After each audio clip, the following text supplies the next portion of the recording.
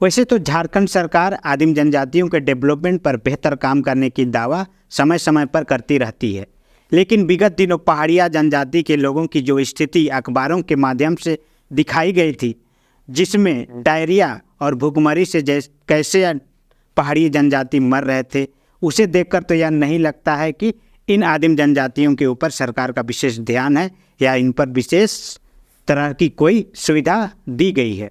इधर एक और चौंकाने वाला शोध ने सरकार के इन सारे दावों को फेल कर दिया है। जी हाँ, हम बात कर रहे हैं रिम्स और स्वीडन के डॉक्टरों के द्वारा जारी हालिया रिसर्च के कुछ आंकड़े की, जिसमें कहा जा रहा है कि पहाड़ी जनजाति के लोगों की जो आयु सीमा यानी जो जीवन प्रत्याशा पहले की तुलना में अब घटती जा रही है।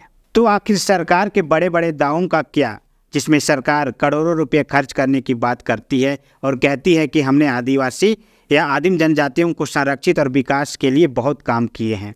जोहार, मैं हूँ गोविंद टोप्पो और आप देख रहे हैं लोकतंत्र 19। झारखंड की कुल 32 जनजाति में 8 ऐसे जनजाति हैं जिन्हें आदिम यानी अत्यंत पिछड़ा जनजाति समूह में गिना जाता है, जिनकी संख्या झारखंड में लगभग 2 लाख के आसपास बताई जाती है। इन आदिम जनजातियों की स्थिति और परिस्थिति वर्तमान में तो बिल्कुल सही नहीं है। आज भी ये सरकार के हर उस सुविधा से दूर हैं जो इन्हें मिलनी चाहिए।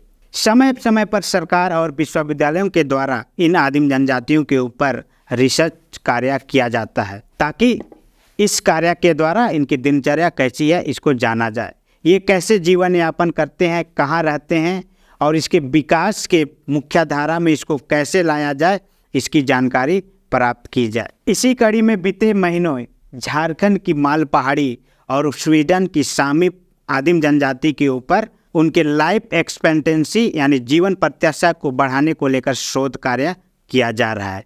यह शोध Indian council of medical research यानी ICMR और स्वीडन की शोध संस्थान फोर्ट के सहयोग से किया जा रहा है। इस शोध में रिम्स की और स्वीडन के डॉक्टर आपस में मिलकर यह जानने का प्रयास कर रहे हैं कि आखिर किन कारणों से इन जनजातियों की औसत आयु में कमी आ रही है। हालांकि शोध कार्य अभी लंबी चलने वाली है, लेकिन प्रारंभिक आंकड़ों से ऐसा माना जा रहा है कि इन जनजातियों द्वारा पारंपरिक भोजन को छोड़ने के कारण इनकी आयु पहले से कम हुई है। जी हाँ, वैसे आपको पता होनी चाहिए आदिम जनजातियों की रहन सहन खान पान बिल्कुल पारंपरिक और ऑर्गेनिक है, यानी यह ज़्यादातर खुद के द्वारा उगाए गए अन्न और सब्जियों को पकाकर खाते हैं, जिससे इनका भरण पोषण होता है।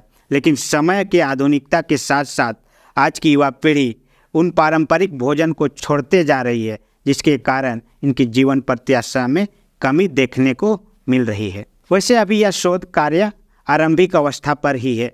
समय के साथ इसके और आंकड़े आने की संभावना जताई जा रही है। इस शोध में मुख्य कार्यकर्ता के रूप में डॉक्टर विद्यासागर एवं उप कार्यकर्ता के तौर पर देवेंद्र कुमार को बनाया गया है।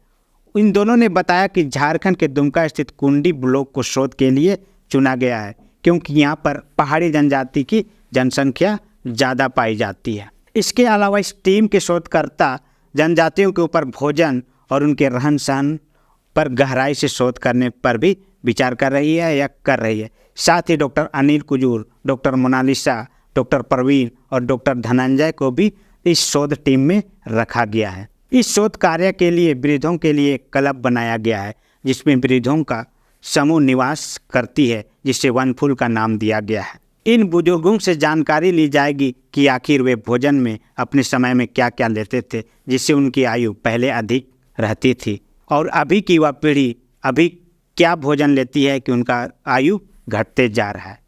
इधर स्वीडन में सामी जनजाति रेनेडियर मीट खाने में उपयोग करती है। वहाँ की सरकार भोजन सुरक्षा की दृष्टि से निःशुल्क या सामग्री उपलब्ध कराती है। ऐसे में वहाँ के डॉक्टर शोध में यह भी पता लगाएंगे और सरकार से जानेंगे कि उनकी रेडिनियर मीट जो पर्याप्त मात्रा में उन्हें दी जाती है सही समय पर दी जा रही है या नहीं। इस शोध के बाद भारत और स्वीडन के दोनों शोधार्थी संयुक्त रूप से निष्कर्ष निकालेंगे और जानने का प्रयास करेंगे कि आखिर झारखंड की जो पहाड़िया जनजाति समूह है उसके जीवन प्रत्याशा पर जो कमी हो रही है उसका मूल कारण क्या है। झारखंड एक ऐसा प्रदेश है जहां आदिम जनजातियों के ऊपर तरह तरह के रिसर्च और सरकार बहुत सारे दावे करती है कि हमने उनके लिए बेहतर काम किया है। लेकिन बीते दिनों आपने अखबारों के माध्यम से देखा किस तरह से पहाड़ी जनजाति की एक वृद्ध महिला भूख से तड़प तड़प कर घर के सामने मर जाती है। कुछ और अखबारों में आप देखे होंगे किस तरह से पहाड़ी जनजाति के लोग डायरिया से ग्रसित हैं और उस ऐसा गांव जहां पे हर एक व्यक्ति डायरिया से पीड़ित है। तो क्या ऐसे समय में जो सरकार दावा करती है कि हमने इन पहाड़ी जनजातियाँ या अन्य आदिम जनजातियों के लिए बहुत कुछ किया, तो क्या सरकार के दावों पर हम सवाल नहीं कर सकते हैं? बिल्कुल कर सकते हैं। बाकी यह सवाल हम आपके लिए भी रख रहे हैं कि आप भी इन पर सवाल करिए, क्योंकि सरकार से सवाल करना हर एक जनता का या हर एक व्यक्ति का अधिकार है। बाकी आज के लिए इतना ही, फिर मिलते हैं कोई नई वीडियो के साथ। तब तक के लिए बहुत बहुत धन्यवाद। जोहार, आभार।